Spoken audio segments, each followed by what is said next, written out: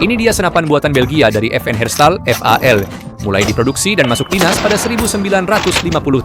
Berkat performanya yang menonjol, senapan ini menjadi senjata standar di banyak angkatan NATO pada era 1960-an sampai 1970-an, sampai dijuluki lengan kanan dunia bebas. Spesifikasinya, panjang keseluruhan sekitar 1,1 meter dengan jangkauan efektif kira-kira 650 meter.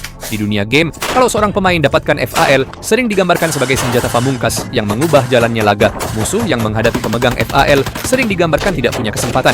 Secara nyata, FAL juga sangat disukai oleh para tentara bayaran barat. Mereka membawanya ke berbagai konflik di seluruh dunia, menjadikan FAL legenda di kalangan tentara bayaran dan tersebar luas ke negara-negara di Amerika Latin, Asia, dan Afrika.